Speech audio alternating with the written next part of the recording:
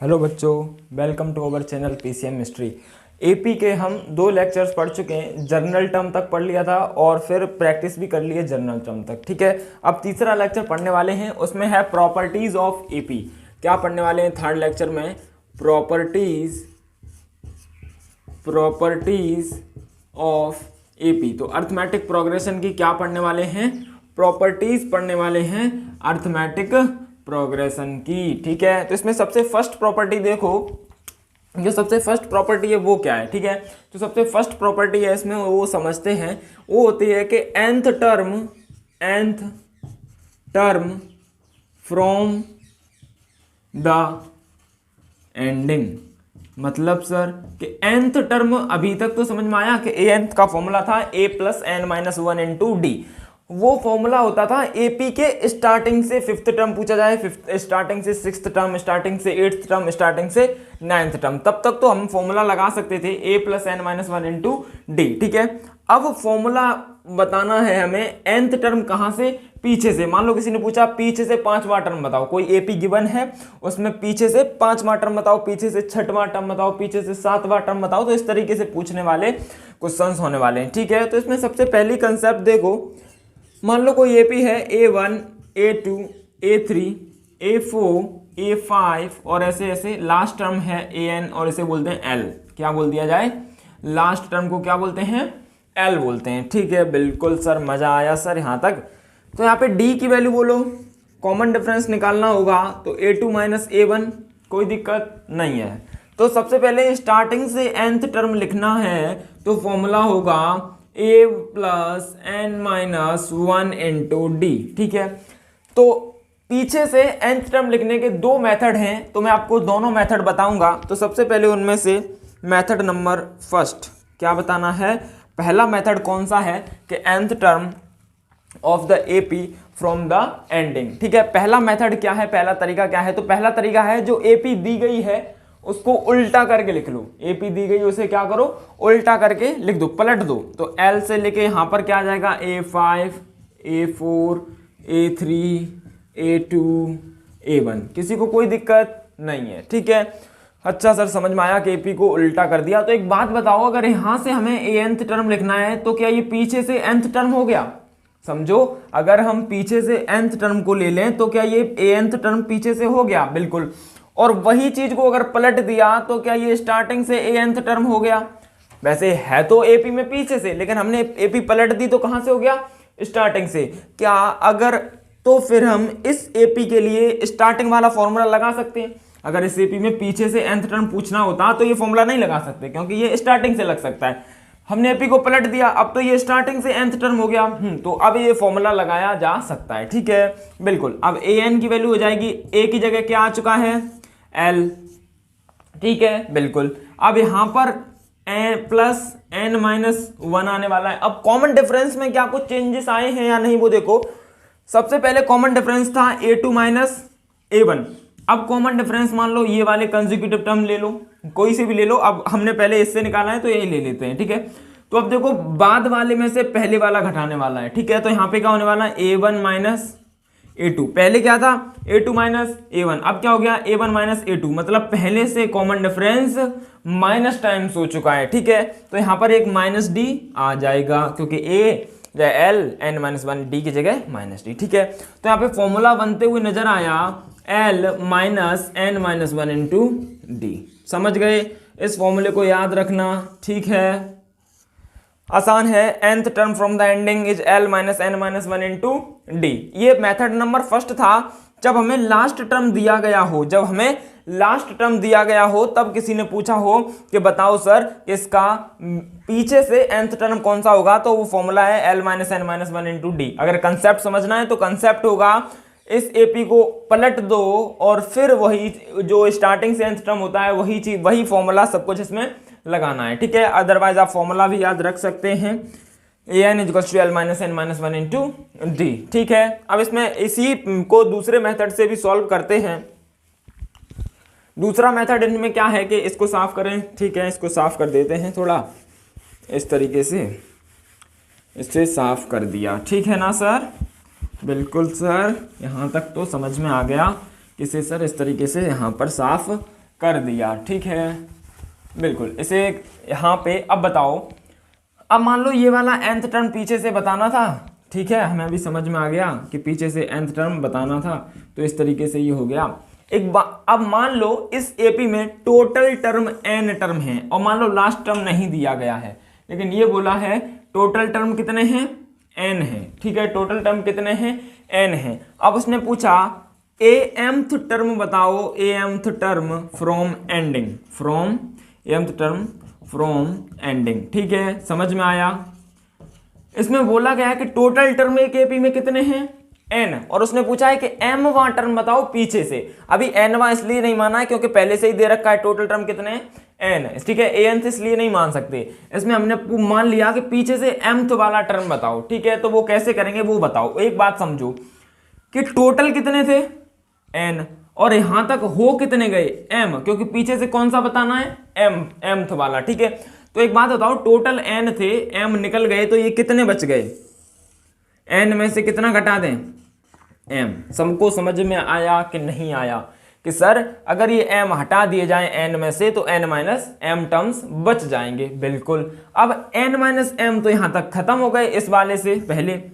ठीक है, अब हमें पीछे से जो mth वाला टर्म था वो ये वाला है, मतलब n माइनस m तो यहां पर खत्म हो गए, n माइनस m से एक ज्यादा, तो ये वाला टर्म होगा वो कौन सा वाला होगा, n minus m plus 1th वाला जो टर्म होगा वही आ जाएगा। समझो कि पीछे से mth टर्म, तो ये कितने हो गए m, और आगे कितने बचे, n माइनस m। अब यहां तक तो n माइनस m हो गए, लेकिन हमें बताना कौन सा है, n माइनस mth वाला। तो अब n माइनस m यहां तक हो गए, इसमें एक और बढ़ा दिया जाए तो क्या यहीं पे पहुंच जाएंगे, हाँ, तो यही तो बताना है। हाँ, तो यहां पर एक चीज याद रखना कि mth term from ending is equals to होता है n minus m plus 1th term from starting. कहां से, स्टार्टिंग से।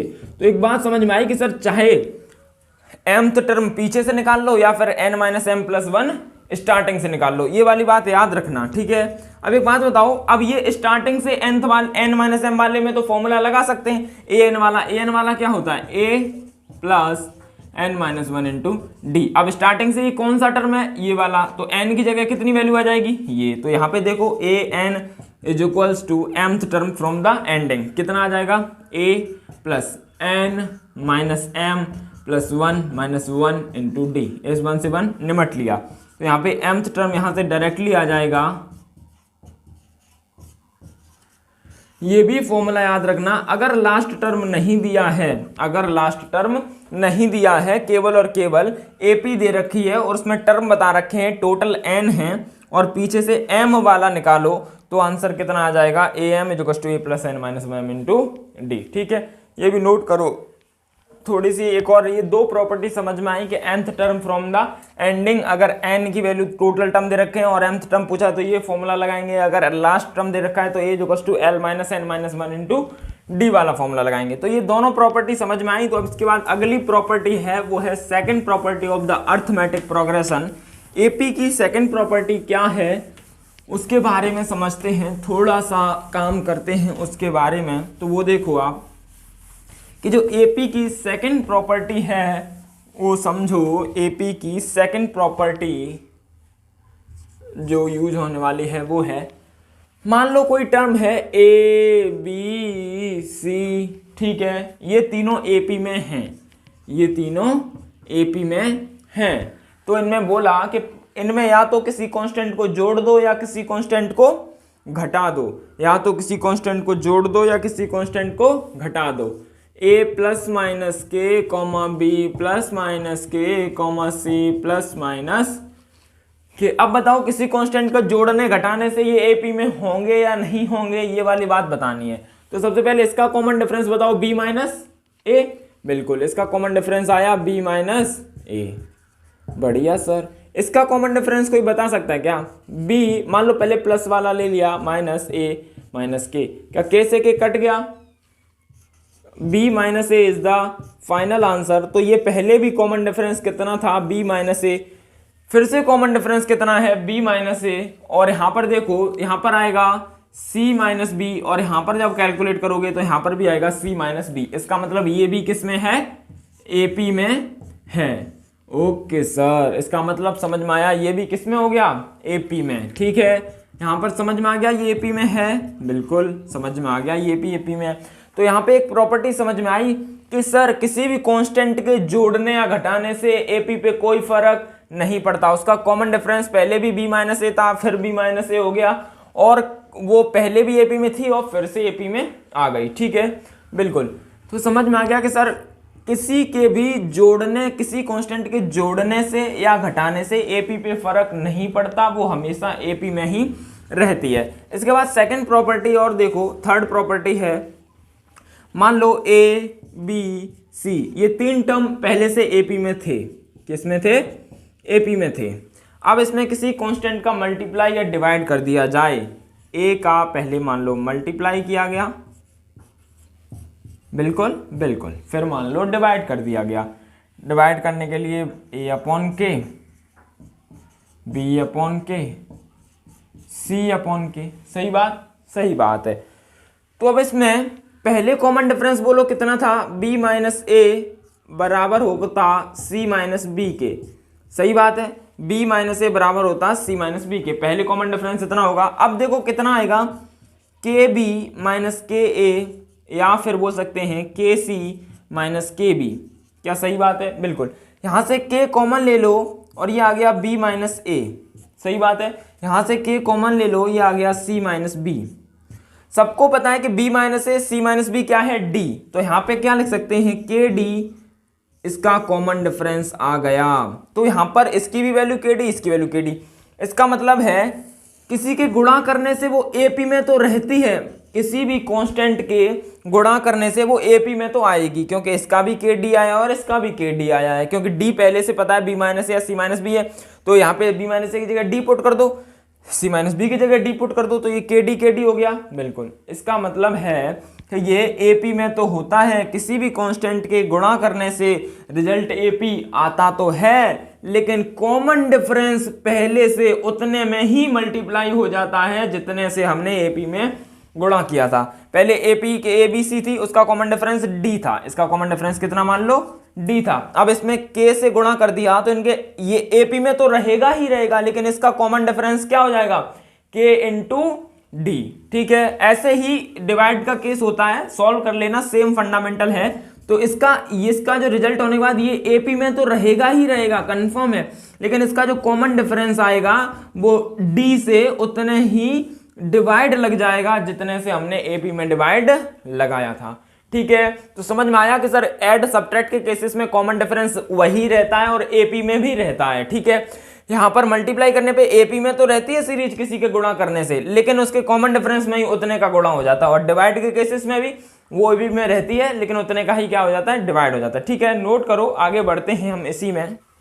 तो यहाँ तक नोट कर लिया। इसके बाद एक और प्रॉपर्टी है, ये 3-4 प्रॉपर्टी हो गई, इनके बाद और भी प्रॉपर्टीज हैं। तो फोर्थ नंबर की प्रॉपर्टी क्या है, वो है सिलेक्शन ऑफ टर्म्स। इसका बहुत यूज होने वाला है, सिलेक्शन ऑफ टर्म्स का बहुत यूज होने वाला है। तो अगली प्रॉपर्टी है selection of terms, selection of terms. ठीक है, मतलब टर्म्स का सिलेक्शन किस तरीके से करना है। तो टर्म्स दो तरीके से हो सकते हैं, या तो ऑड नंबर ऑफ टर्म्स होंगे या इवन नंबर ऑफ टर्म्स होंगे। ठीक है, तो सबसे पहला सिलेक्शन है, अगर मान लो नंबर ऑफ टर्म्स क्या हैं, ऑड हैं, तो किस तरीके से सिलेक्ट करना है वो देखो। अगर ऑड हैं तो सिलेक्ट करने का तरीका है, बीच में मानो ए और डी उधर जोड़ो, इधर घटाओ, ए माइनस डी, इधर ए प्लस डी, इधर ए प्लस 2d, इधर ए माइनस 2d, इधर ए माइनस 3d, इधर ए प्लस 3d। यहां पर बीच में क्या मानो, ए मानो, इधर d जोड़ो ए प्लस डी, इधर d घटाओ ए माइनस डी, इधर d जोड़ो ए प्लस 2d, इधर d घटाओ ए माइनस 2d, इधर d जोड़ो तो ए प्लस 3d, इधर घटाओ तो ए माइनस 3d। ऐसे ही जितने टर्म्स हमसे बोले गए हों, अगर बोला है कि किसी ने 3 टर्म हैं एपी के, तो 3 कौन कौन से होंगे, ए माइनस डी, ए प्लस डी।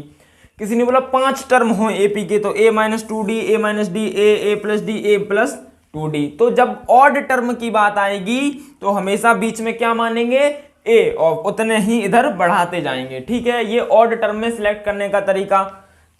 इसके बाद मान लो इवन टर्म में सिलेक्ट करने का तरीका क्या होता है। तो एक बात बताओ, ऑड टर्म में कॉमन डिफरेंस कितना है? ऑड टर्म में हमने जो सिलेक्ट किए हैं उनमें कॉमन डिफरेंस कितना है? इधर हमने कितना जोड़ा? डी। इधर कितना घटाया? डी। इधर कितना जोड़ा? डी। इधर कितना घटाया? डी। तो कॉमन डिफरेंस कितना आया? डी। क्योंकि ए में जितना जोड़ते जाओ तो वही तो कॉमन डिफरेंस है। हाँ, ए में डी जोड़ा, फिर डी जोड़ा, फिर डी जोड़ा, तो डी क्या हो गया? Common difference. अब बात आती है इवन टर्म की। तो इवन के केसेस में इधर बीच में क्या माना जाए? ए माइनस डी और ए प्लस डी। इवन के केसेस में इस तरीके से मानेंगे, ए माइनस डी और ए प्लस डी। अब जितने भी टर्म पूछे हो डी डी जोड़ते जाओ और डी डी घटाते जाओ। कैसे? ए प्लस डी और ए माइनस डी। पहले एक बात बताओ, इनका कॉमन डिफरेंस कितना होगा अगर ये मानना है तो? ए प्लस डी में से ए माइनस डी घटाना है। ए प्लस डी में से ए माइनस डी घटाना है, तो घटा दिया। ए से तो ये कट गया, लेकिन कॉमन डिफरेंस कितना आ गया? D plus D, 2d। तो याद रखना कि जब इवन टर्म्स मानेंगे तो d को नहीं जोड़ेंगे। कितने को जोड़ेंगे? 2d को जोड़ेंगे। तो इसमें से d नहीं जोड़ना ना, इसमें क्या जोड़ना है? 2d जोड़ना है। तो क्या आएगा? a plus 3d। इधर क्या आएगा? a minus 3d। बिल्कुल, वहां पर तो d जोड़ के काम चल गया था, लेकिन यहां पर d नहीं जोड़ सकते। यहां पर क्या जोड़ेंगे?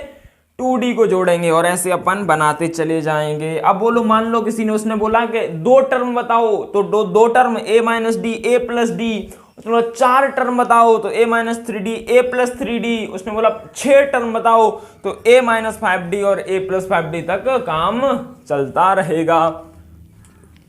ठीक है, ये नोट करो।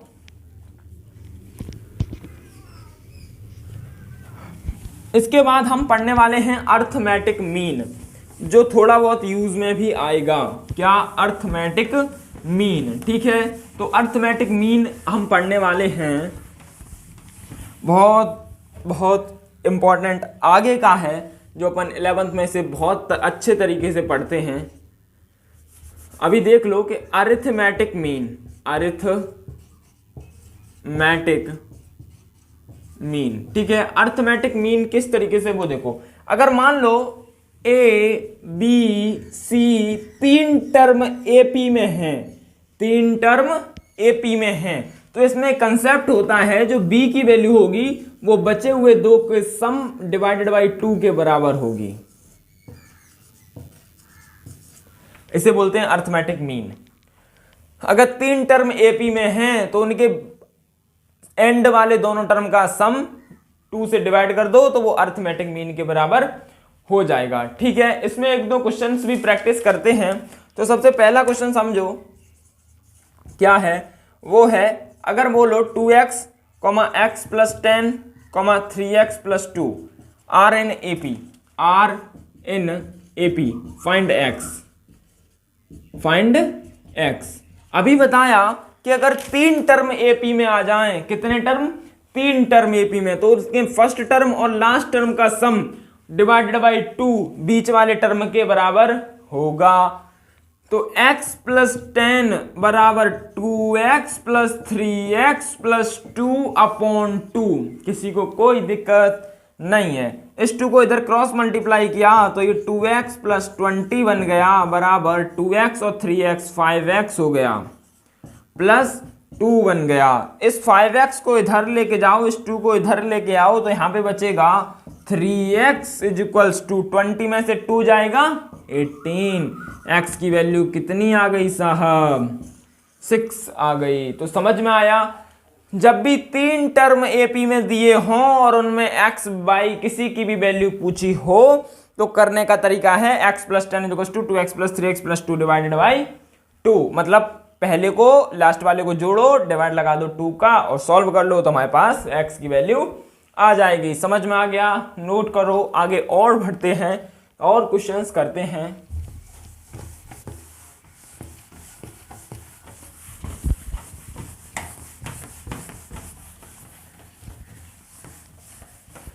अगला क्वेश्चन लिखिए। इसी में अगला क्वेश्चन क्या है समझिए, लिखिए।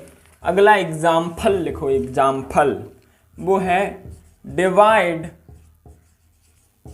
32 into 4 parts. Divide 32 into 4 parts which are in AP such that product of extremes is to the product of mean 7:15। Question को समझो तो आपको समझ में आएगा। इसमें बोला है कि 32 कोई नंबर है, 32 को 4 पार्ट में डिवाइड करना है। कितने पार्ट में? 4 पार्ट में। मतलब हमें कितने टर्म चाहिए? 4 टर्म चाहिए। 4 इवन टर्म है या ऑड टर्म? Even term. तो इवन टर्म लेने का तरीका, पहले बीच में a minus D, a plus D. अब इधर a माइनस 2d को और ऐड कर दो, इधर भी a प्लस 3d कर दो। सही बात। अभी तो बताया कि इवन टर्म में AP किस तरीके से ली जाती है। तो a minus 3d, a minus D, a plus D, a plus 3d। ये अपने 4 टर्म क्या कर लिए? ले लिए। अब क्वेश्चन में आगे बढ़ते हैं। 32 को डिवाइड करना है 4 में। उनमें इस तरीके से बोला गया है कि उनका प्रोडक्ट किया जाए लास्ट वालों का, इनका गुणा। तो a minus 3d multiplied by a plus 3d, और उनका डिवाइड ले लिया जाए बीच वाले के मल्टीप्लाई में। तो a minus D into a plus D बराबर कितना आता है? 7/15।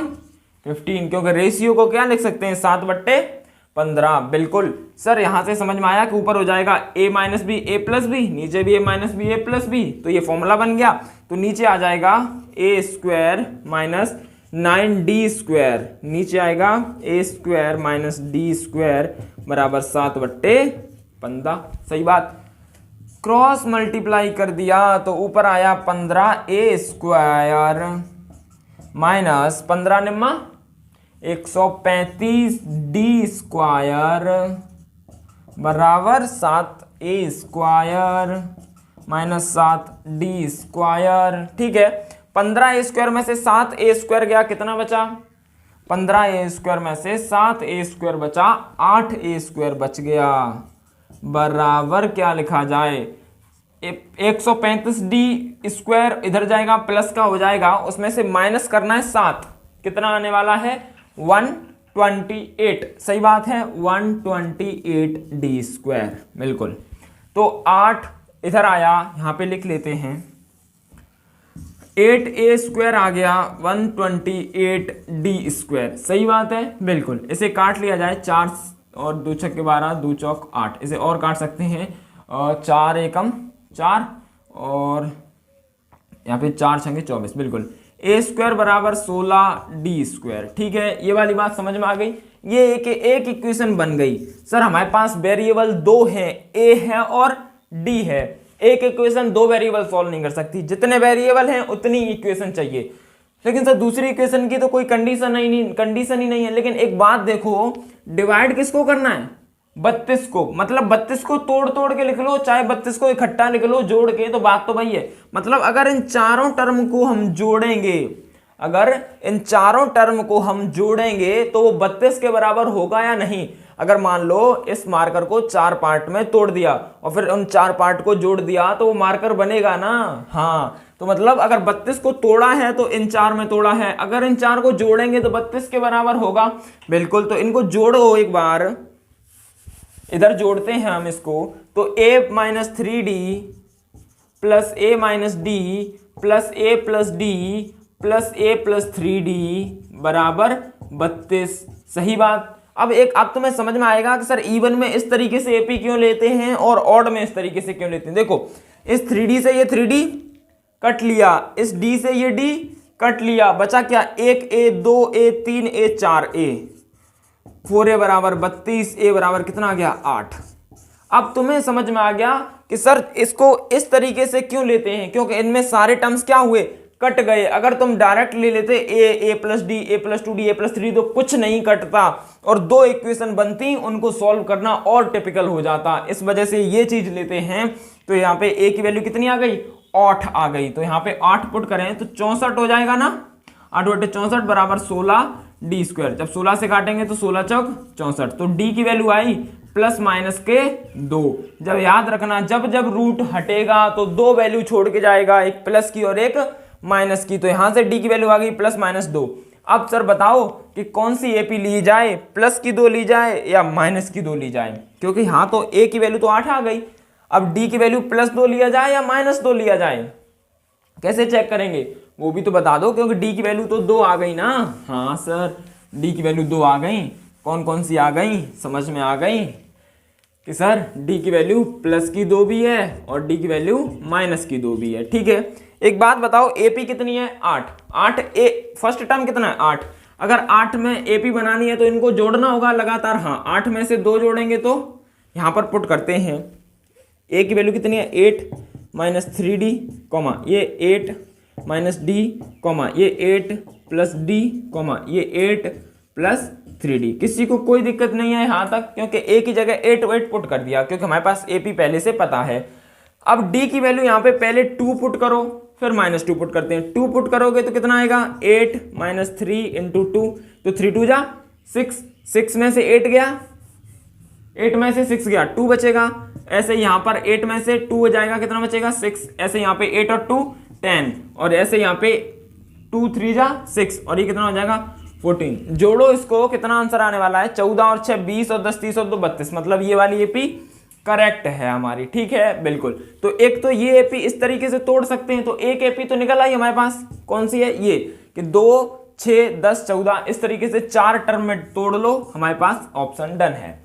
अब डी की -2 भी तो आई थी, तो उससे भी पुट कर लो। तो -2 पुट करेंगे तो कितना आ जाएगा -2 इंटू 3 6, और ये माइनस पहले से, तो प्लस का 6 कितना हो गया 14। यहां पर पुट करेंगे तो 8 और 2 10, यहां पर पुट करेंगे तो 8 माइनस 2 6, यहां पर पुट करेंगे तो 8 माइनस 6, तो कितना आएगा 2। क्या ये उल्टी नहीं लिख दी है, देखो क्या इस एपी को उल्टा नहीं लिख दिया है। हाँ, तो मतलब है कि डी की वैल्यू 2 आने का सीधा सा मतलब है एक सीधी एपी और एक उल्टी एपी, क्योंकि इसमें जोड़ोगे तीनों को तो आंसर कितना आएगा 32। सही बात है, हमें दोनों आंसर सही हैं। अगर ये क्वेश्चन में है तो ये भी सही है, ये वाला है तो ये भी सही है। यहां पर आपको एक बात बतानी थी, डी की वैल्यू 2 आने का मतलब है एक तो सीधी एपी है और एक उल्टी एपी है। अगर इसे सीधा करके जोड़ोगे तो भी 32 आना है, उल्टा करके जोड़ोगे तो भी 32 आना है। हमें टोटल कितना लाना है 32। तो इस तरीके से इस क्वेश्चन को सॉल्व करना था। ठीक है, और क्वेश्चन करें।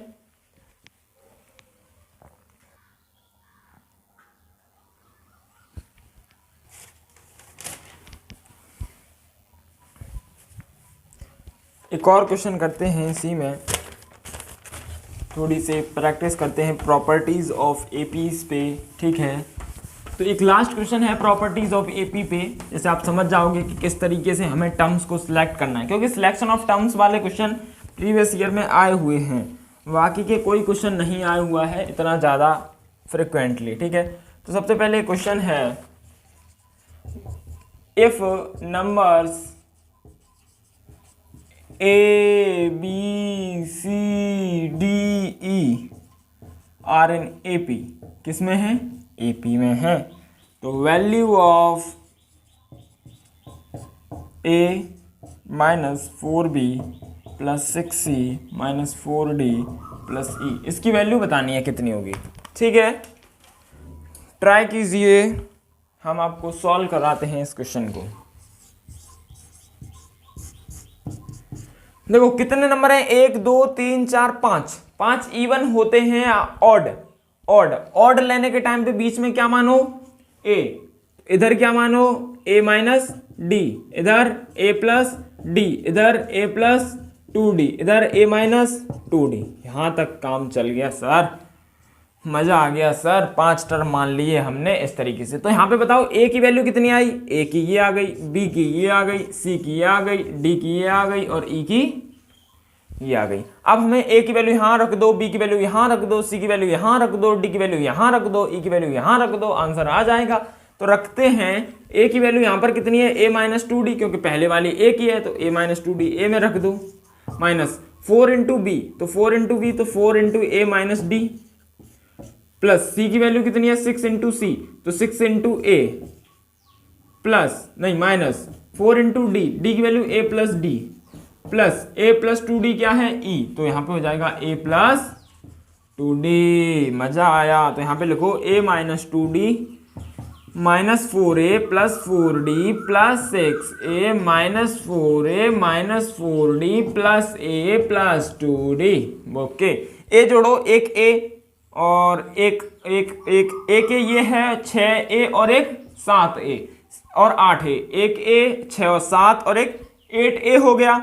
ये माइनस का 4a और ये माइनस का 4a जोड़ेगा तो माइनस का 8a, तो 8a में से 8a घट गया तो आंसर कितना आएगा 0। तो ये सब कट गए ना, बिल्कुल। अब देखो ये माइनस का 2d और ये प्लस का 2d, तो माइनस के 2d से प्लस का 2d कट गया, ये प्लस का 4d, ये माइनस का 4d से ये कट गया, तो आंसर कितना आया 0। तो इस पूरे का आंसर कितना आएगा 0। तो आई होप कि आपको ये करना आ गया होगा कि ऑड टर्म्स लेने हैं तो किस तरीके से लेंगे, इवन टर्म्स लेने हैं तो किस तरीके से लेंगे, कौन सा क्वेश्चन में कैसे यूज करने वाले हैं।